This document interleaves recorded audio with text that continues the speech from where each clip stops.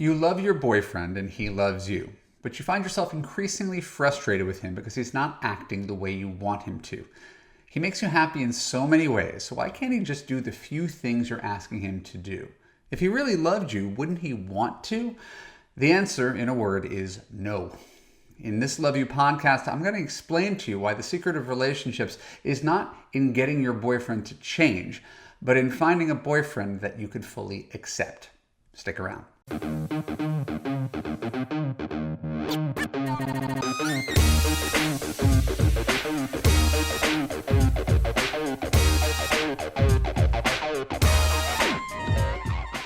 I'm Marc, Katz, dating coach for smart, strong, successful women and your personal trainer for love. Welcome to the Love You podcast. Keep listening to learn why he doesn't do what you want. When we're done, I'll let you know how you could apply to Love You to create a passionate relationship that makes you feel safe, heard, and understood. I've been giving dating and relationship advice for nearly 20 years, and I'm proud of all the women that I've helped, and I'm proud of my marriage, which is nearly 14 years old. But it's one thing to give advice, and it's quite another to live it and follow it. So I always like to talk about my relationships, not because I'm a narcissist, but because I think it's a window into reality. Here's what a happy marriage looks like. Here's the stuff that happens in a happy marriage. And in my happy marriage, we have a problem. I'm really critical, and I find flaws in my wife, and I point them out. And I need to get better. So when I'm giving you advice, I'm basically giving me advice. So my wife is a night person, right? Self-defined night person. Her mother's a night person, stays up until 2 a.m. doing stuff. My wife is the same way. I've never quite understood it. The consequences of being a night person or a self-proclaimed night person is that she's always tired. She's often late. She often has to take naps during the day because she was up until some peculiar hour like 6 a.m. the night before. And then she's always scrambling to get things done during the day because she's so tired and took a nap and has less time during the day. So again, in my head, it's more like, well, if you're going to stay up until 3 a.m, why don't you shave 3 hours off of that and wake up earlier? Like, why don't you just coordinate your schedule to be aligned with everybody else? And it's not as easy as that. I'm learning.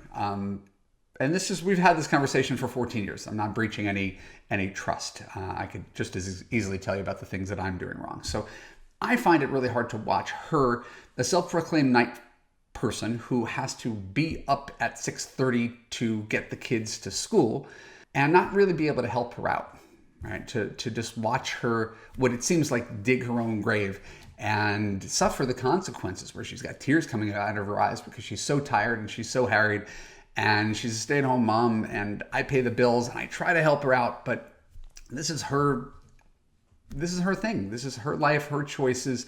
I can't help her suffering. So fast forward to a week ago, I went to a conference in Half Moon Bay outside San Francisco, the Atlantic magazine. It was called In Pursuit of Happiness. And it was psychologists, authors, writers, scientists, people who are experts in the field of happiness. And so I find it personally really interesting about how I could be happier and how I could bring that into my clients' lives. And so I'm watching Gretchen Rubin. She wrote The Happiness Project. She's got her own podcast. She's super big.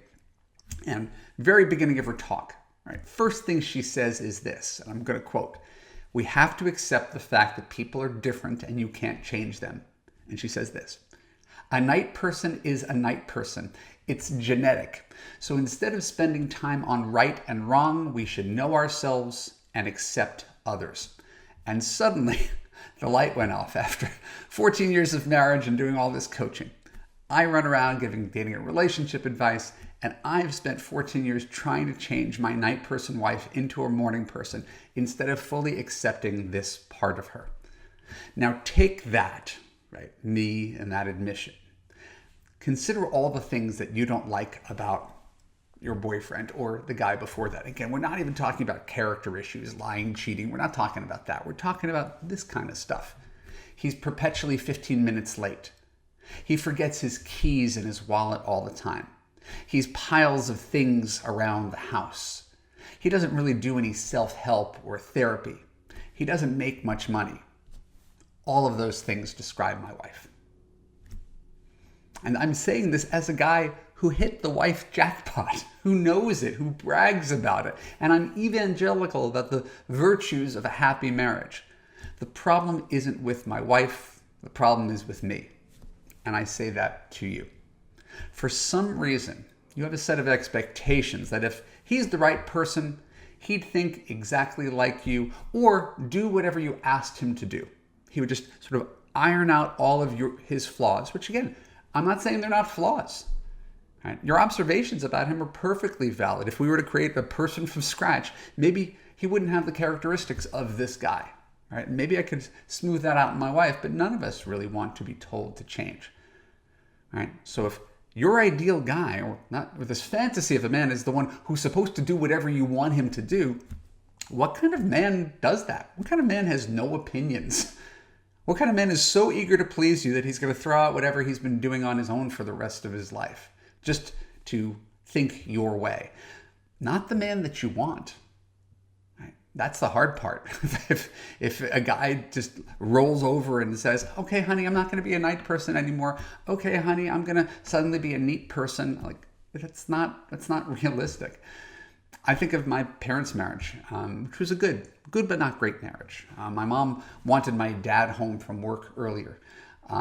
He always refused, and they always fought about it. He would work from 8:30 in the morning to 8:30 at night. And his version of events was that he was providing for the family, and my mom's version of events was that he cared more about work than he cared about the family. And both of them are right, and both of them are wrong in some way. She's not wrong in thinking he could have come home a little bit earlier from work. Where she is wrong is that she spent 30 years making him wrong. Having married a guy who's a workaholic and expecting him to not be a workaholic. Futilely trying to change him when this is who he is and this is who he always was. I did a podcast recently with a therapist named Caitlin Cantor. Shout out to Caitlin. And she said, and I wrote this down because I found it interesting and relevant. You don't have the right to be angry that he thinks differently than you, and he doesn't have to bend over to do what you want. The right man also wants to make you happy, but he also has to have a spine. So what I tell all the women who come to me for coaching and love you is that you have a rule book in your head, and he hasn't read your rule book. And yet he gets in trouble all the time for getting your rule book wrong, even though he doesn't know your rules, and even though he may have his own set of rules, which are perfectly reasonable, that are working perfectly fine for him.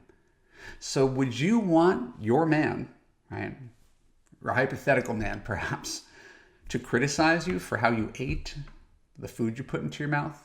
Would you want your man to criticize you for how long it took to prepare for a trip? Would you want your man to criticize your relationship with your friends and your family?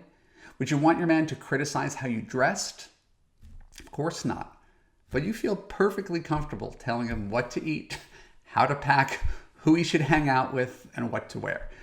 And I'm not calling you out individually. Obviously, I don't know you. This is a human tendency. This is what we do. So I'm going to close on a story from a Love You grad who posted recently in our private Facebook group that her loving boyfriend of a few years did something that upset her the other day. She asked him to put sunscreen on her, and he did. He slathered it on her back and rubbed it in about 20 seconds, which is certainly what I would have done. That's how we do it around the Katz household. But my client was upset because he didn't put the sunscreen on lovingly and used this sunscreen application as an opportunity to bond via touch. And she asked me in this group what I thought, and I told her that it never occurred to me in my entire life that I should be gentle and precise about putting sunscreen on myself or on anybody else, that it was something that I viewed entirely functional, like picking up a heavy grocery bag or something like that. Now, my client, who's great, really, she's amazing. She gives wonderful advice to the people who graduate Love You. She was smart enough to know that this was her issue and that her loving boyfriend, and he is loving in every way, which is why they're together, his failure to massage her sensually while he applied the sunscreen was not indicative of how much he cared about her. And that if she asked him to put on sunscreen again, he'd probably do it the same way he did the first time, even though she already said what she liked. That's because he's a different person than her and he values things differently. It doesn't have to be a problem unless she makes it into a problem. So your takeaway from this podcast is ultimately about tolerance. Right? Love is about tolerance. It's not about similarity. It's not about the high highs and the butterflies and the chemistry. It's about tolerance for these differences. The fact is, you're never going to agree with any one person on everything across the board. What you want to do is find people where no matter what your differences are, you can agree to disagree and still love each other anyway, right? In spite of the fact that you're never going to see eye to eye, just as my wife don't see eye to eye on so many things, but still have a really wonderful marriage. So it may be annoying to put up with his way of doing things, but just imagine how many things that you do that annoy him that he puts up with, and that's what allows you to be a successful couple. So, do you find fault with the guys that you're seeing? Do you constantly muse in your head about how you could change him? If so, please comment below. I'd love to hear from you. My name is Marc Katz. Thanks for tuning into the Love You podcast. For more episodes like this on YouTube, click on the subscribe button, ring the bell, and choose all to ensure you get notified when new content comes out. If you're listening to the audio podcast, please share an honest review on Apple. More reviews equals more awareness of the Love You podcast and more love in the world. And if you want to have an easier relationship, or at least easy enough that makes you feel safe, heard, and understood, look for the link below. Go to www.evanmarckatz.com and watch my free video on how you can gain confidence, attract quality men, and fix your broken man picker. When you're done, apply to Love You to join hundreds of other smart, strong, successful women from around the world in a coaching community where women like you actually get the unconditional love that you deserve. Take care. I'll see you soon.